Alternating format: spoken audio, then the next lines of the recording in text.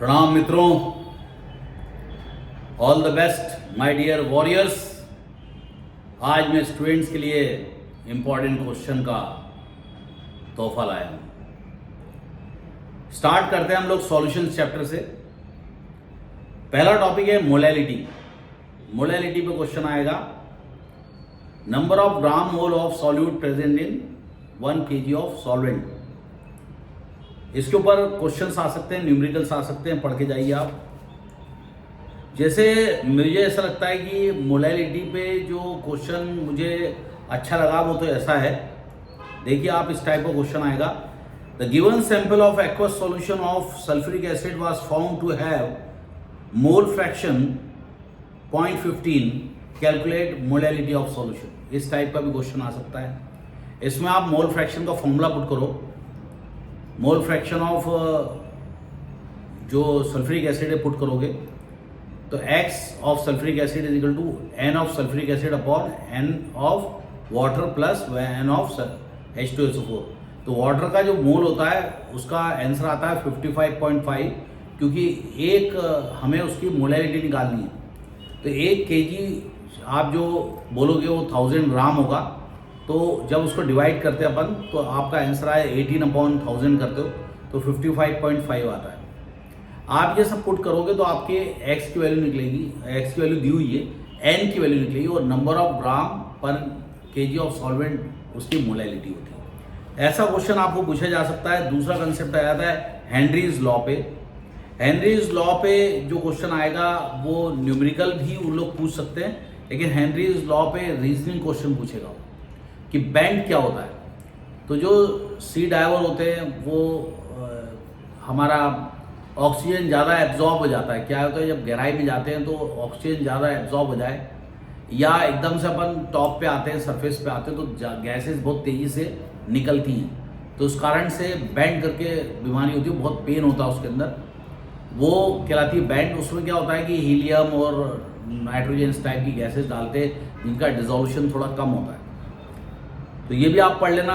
Henry's law के ऊपर अगर क्वेश्चन देखें तो मैं बताता हूँ आपको क्वेश्चन, अगर आप याद कर पाएँ तो।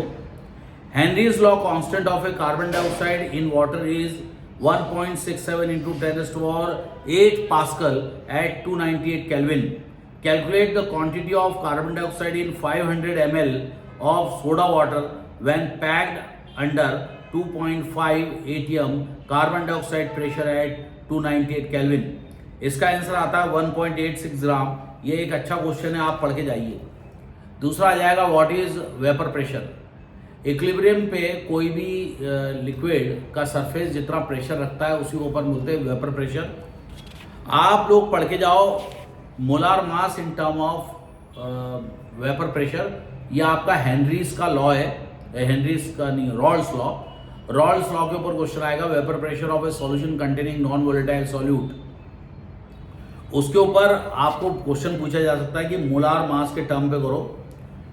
इसके बाद आइडियल नॉन आइडियल सॉल्यूशन में आपको आ जाएगा एलिवेशन, मतलब पॉजिटिव डेविएशन और नेगेटिव डेविएशन के ऊपर क्वेश्चन पूछा जा सकता है। तो आप ये पढ़ के जाइए मिनिमम बॉइलिंग एजोट्रॉप, यानी कि जिसका नेगेटिव डेविएशन और पॉजिटिव डेविएशन में नेगेटिव डेविएशन आप पढ़ के जाइए रॉल्स लॉ पे।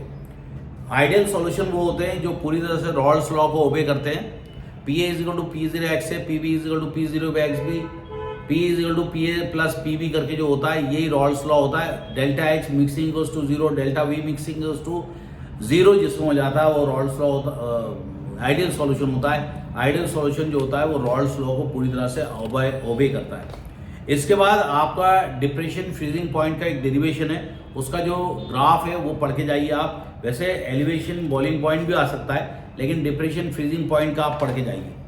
एक न्यूमेरिकल बताता हूँ आपको मैं, ये इस टाइप का न्यूमेरिकल एग्जाम में आ सकता है। 5% weight by weight aqueous solution of cane sugar has freezing point 271 kelvin. Calculate freezing point of 5% weight by weight aqueous solution of glucose. The freezing point of the pure water is 273.15 kelvin. आपका freezing point का answer आता है 269.07 kelvin. ये question आप पढ़ के जाइए। Osmosis और डिफ्यूजन का डिफरेंस पढ़ के जाइए। ऑस्मोसिस और डिफ्यूजन, इसके बाद आपका जो क्वेश्चन आ सकता है मैं बताता हूँ आपको, यह आएगा आपका कॉलिगेटिव प्रॉपर्टी। कॉलिगेटिव प्रॉपर्टी में क्या होता है कि जो colligative property inversely proportional to molar mass होता है। जैसे सोडियम क्लोराइड को पानी में डालोगे तो 2 हो जाते हैं ना, तो पार्टिकल बढ़ गए तो कॉलिगेटिव प्रॉपर्टी बढ़ गई, तो इसका मोलार मास कम आएगा। जिसकी कॉलिगेटिव प्रॉपर्टी कम होगी उसका मोलार मास बढ़ जाएगा।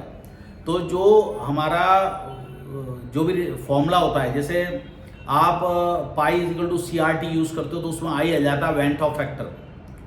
आप डेल्टा टीबी या डेल्टा TF का फॉर्मूला यूज करते हो, WB इंटू 1000 अपॉन, है ना, के भी तो रहता है साथ में, WB into 1000 upon MB into WA वाला जो फॉर्मूला होता है उसमें सब में आई जाता है वेंट ऑफ फैक्टर। तो जब मोलार मास आपका 58.5 है NaCl का, तो वही आना चाहिए आंसर, लेकिन ऐसा होता नहीं है। तो जो इलेक्ट्रोलाइट एसोसिएट या डिसोसिएट हो जाता है उसका मोलर मास वो नहीं आता है जो फॉर्मूले में दिया है, तो उसमें वेंट ऑफ फैक्टर की वैल्यू वन नहीं होती। इस कारण से हम लोगों को वेंट ऑफ फैक्टर निकालना पड़ता है और यही कॉलिगेटिव प्रॉपर्टी कहलाती है। तो कॉलिगेटिव प्रॉपर्टी के ऊपर क्वेश्चन जरूर आएगा, आप पढ़ के जाइए। मैं एक क्वेश्चन बताता हूँ, हो सकता है अगर किस्मत में यही क्वेश्चन रहा तो आपकी लाइफ बन गई। 0.5 ग्राम NaCl was dissolved in 100 gram of water and solution originally at 20 degree Celsius froze at -24 degree Celsius. Calculate percentage ionization of salt. Kf of water is 1.86 Kelvin kg per mole. इसमें जो formula है आपको पहले तो आई का formula लगाना पड़ेगा, no के बीच में ऑब्लिक लगा देना, नॉर्मल अपॉन ऑब्जर्व, उससे आई निकल आएगा और इस आई को इक्वेट कर देना I-1 अपॉन M-1। यहाँ पे आयन जितने रहेंगे वो पुट कर देना पड़ता है, तो 2 आयन है तो 2 पुट कर देंगे। इस तरह से इसका फॉर्मूला बन जाएगा 2-1। तो आपका अल्फा निकालना पड़ेगा और अल्फा के अंदर जो आई वैल्यू ऊपर वाली वो पुट कर देनी पड़ेगी। आंसर आएगा 92%। आपको आ गया होगा। इस तरह से सॉल्यूशन चैप्टर आप अच्छे से कर लेना। एक और बहुत बड़ा प्यारा क्वेश्चन है, ये भी क्वेश्चन आप देख लेना है। Sample of drinking water found to be severely contaminated with chloroform CHCl3 supposed to contagion carcinogen. The level of contamination was 15 ppm. Express the percent by mass and this in percent by mass and determine the molality of chloroform in water sample. आपकी molality आएगी 1.25 into 10⁻⁴ मोल पर KG. ये question आप देख के जाइए, बड़ा प्यारा क्वेश्चन है। और इस तरह से सॉल्यूशन चैप्टर के इंपॉर्टेंट आपको मिल गए। अब सॉल्यूशन चैप्टर के बाद अगर अपन देखें तो हमारा दूसरा चैप्टर आता है करंट इलेक्ट्रोकेमिस्ट्री। इलेक्ट्रोकेमिस्ट्री में आपके जो इंपॉर्टेंट क्वेश्चन है मैं बताते जाता हूँ, आप फटाफट करते जाना। एक बात याद रखना कि आपको एक सीरीज मिलती है, वो सीरीज पढ़ के जाइए आप, इलेक्ट्रोकेमिकल सीरीज। वो इलेक्ट्रोकेमिकल सीरीज के मेरे पास ट्रिक्स है लेकिन अब बता नहीं सकता क्यों, उसको बताना पड़ता है। नरेस्ट इक्वेशन के ऊपर न्यूमेरिकल आएगा, मैं डायरेक्ट आपको बताता हूँ। इस न्यूमेरिकल का जो न्यूमेरिकल मैं दूंगा उसकी प्रैक्टिस कर लेना नरेस्ट इक्वेशन की। ओके, क्वेश्चन है calculate EMF of the cell in which the following reaction takes place. Nickel Ni solid plus 2 Ag positive. Ag positive का कंसंट्रेशन दिया हुआ है 0.002 मोलार और वो क्या बना रहा है, निकल पॉजिटिव, उसका कंसंट्रेशन दिया है 0.160 मोलार प्लस 2 Ag सॉलिड। तो इसमें आपको फॉर्मूला यूज करना पड़ेगा, E cell is equal to E degree cell plus 0.059 upon N। यहाँ पे N की वैल्यू 2 आ जाएगी और आपको सिल्वर जो है Ag पॉजिटिव है उसके ऊपर 2 लगाना पड़ेगा ब्रैकेट के बाहर। तो ये फॉर्मूला ऐसा हो जाएगा, Ag का जो कंसंट्रेशन दिया वो ऊपर लिखना और जो निकल का कंसंट्रेशन दिया नीचे लिखने का, खत्म। निकल को सिर्फ ब्रैकेट में रखना और Ag को स्क्वायर कर देना, आपका आंसर आएगा 0.914 वोल्ट। तो ये क्वेश्चन देख लेना आप। इसके बाद मैं आपको एक और क्वेश्चन बताता हूं जिसके ऊपर न्यूमेरिकल आ सकता है, आप पढ़ लेना। The given following cell aluminium oblique aluminium triple positive, जहां पे भी आयन दिया रहेगा वहां कंसंट्रेशन दिया रहेगा 0.01 मोलार। फिर एक और दिया रहेगा ऑब्लिक डबल ऑब्लिक मतलब दूसरा half cell Fe double positive 0.02 molar oblique iron. Calculate the value of delta G and delta E of the cell at 298 Kelvin.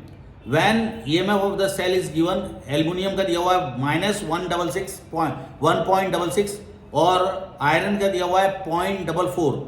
इसको सॉल्व करोगे तो EMF आएगा आपका 1.209 वोल्ट और डेल्टा जी आएगा आपका -700.01 किलो जूल. ये इसके लिए आपको फॉर्मूला ऐसा यूज करना पड़ेगा, E cell is equal to E degree cell. E degree cell कैसे निकालेंगे? E cathode minus E anode 0.059 upon N. यहाँ पे एन की वैल्यू क्या हो जाएगी? देखो एल के ऊपर क्या है? Triple positive. और दूसरा क्या दिया इन लोगों ने? आयरन दिया डबल पॉजिटिव. 3 2 6, तो एन की वैल्यू 6 पुट कर देना. अब आपको क्या करना? आयरन के जो ऑक्सीडेशन स्टेट है ऊपर लिखना, Fe डबल पॉजिटिव ब्रैकेट लगाना और पावर में 3 लिख देना, और एल्युमिनियम के पावर में ट्रिपल पॉजिटिव लगाना, ब्रैकेट के ऊपर 2 लिख देना, और फिर सॉल्व करना, आपका आंसर आ जाएगा. है ना बेटा? इसके बाद हम लोग आगे बढ़ते हैं. आपका मोलार कंडक्टिविटी के ऊपर डेफिनेशन आ सकती है.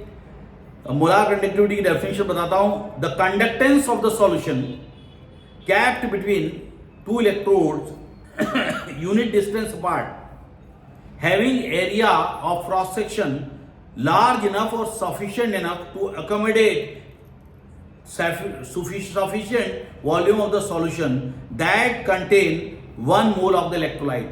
और क्या है? 1 मोल इलेक्ट्रोलाइट होना चाहिए, यूनिट डिस्टेंस अपार्ट होना चाहिए, एरिया इतना बड़ा होना चाहिए कि उसके अंदर 1 मोल आ जाए. तो उसका क्वेश्चन आप कर लेना. न्यूमेरिकल आएगा आपके ऊपर, एक न्यूमेरिकल आएगा, वो न्यूमेरिकल बड़ा प्यारा है. ये मोलार कंडक्टिविटी के ऊपर न्यूमेरिकल आएगा. मोलार कंडक्टिविटी मतलब डेल एम लिखा रहेगा, उसका फॉर्मूला रहेगा 1000 कप्पा अपॉन कैपिटल एम, 1000 के upon capital M, conductivity upon capital M.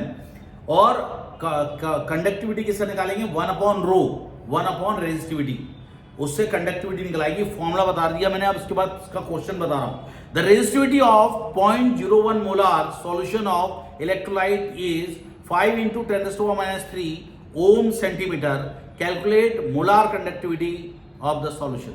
तो यहां पर जो 0.8 मोलार या वो रेजिस्टिविटी दी हुई है, उसको 1/0.8 कर दोगे तो आपका कप्पा निकल आएगा, के निकल आएगा, और उसको ऊपर पुट कर दोगे तो आपका आंसर आएगा 2.5 × 10⁵ पर ओम सेंटीमीटर स्क्वायर पर मोल. यूनिट जरूर लिखना, नहीं तो 0.5 मार्क्स कट जाएंगे. आपका एक और कंसेप्ट है कि ये कोरॉश लॉ के ऊपर क्वेश्चन है. कोरॉश लॉ के ऊपर जो क्वेश्चन आएंगे बहुत अच्छा है. कोरॉश लॉ वो बोलता है कि कोई भी इलेक्ट्रोलाइट का जो कंडक्टिविटी है उसके अंदर हर आयन का इक्वल कंट्रीब्यूशन होता है, चाहे उसके पावर में डबल पॉजिटिव हो, चाहे पावर में ट्रिपल पॉजिटिव हो, ऐसा, या डबल नेगेटिव हो, इससे कोई मतलब नहीं होता. तो वो क्या, एक क्वेश्चन है मैं तुम्हें देता हूं, इसको प्रैक्टिस कर लेना आप. The molar conductivity of 0.025 mole per litre methanoic acid. Methanoic acid क्या होता है? HCOOH, समझिए. तो फॉर्मिक एसिड को मिथेनोइक एसिड बोलते हैं. Is 46.1 siemens centimetre square per mole. Calculate its degree of dissociation and dissociation constant.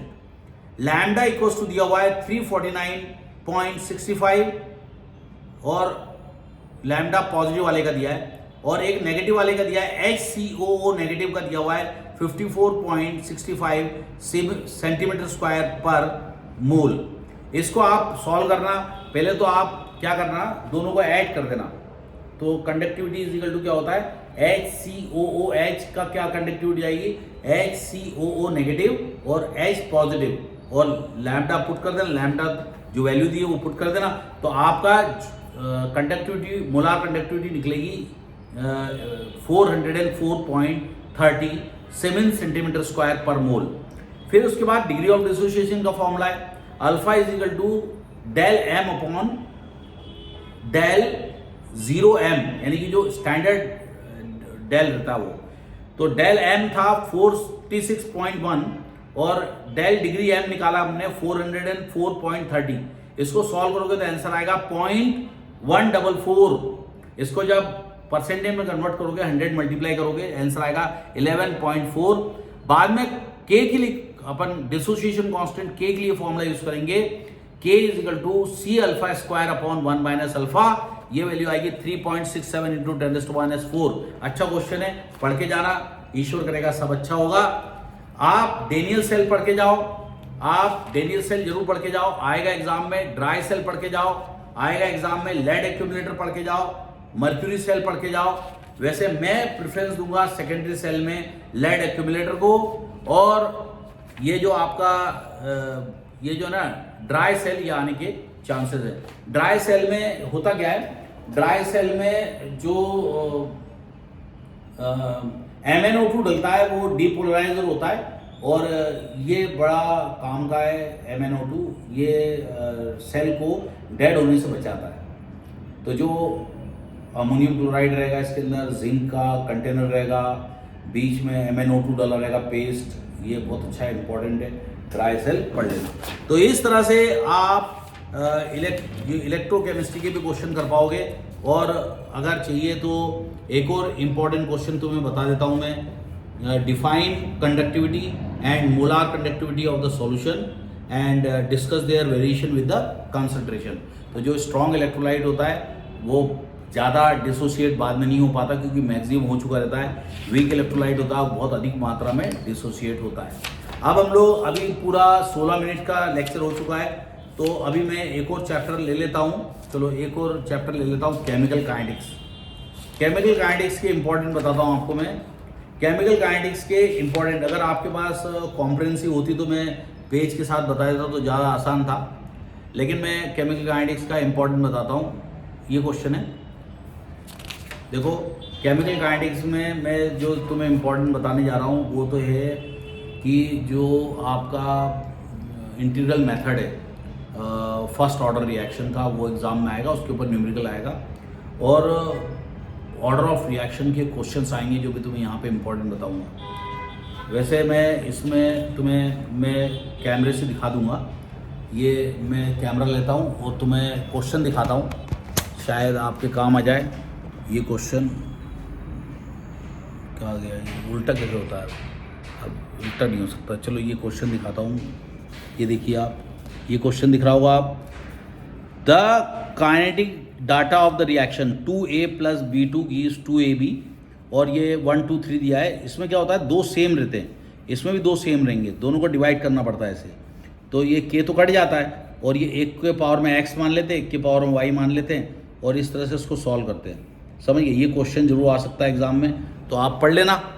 तो मैं ज़्यादा मैं फैमिलियर नहीं हूँ, मोबाइल साला कुछ ज़्यादा आता नहीं है, तो इस तरह का क्वेश्चन रहेगा कि डाटा रहेगा।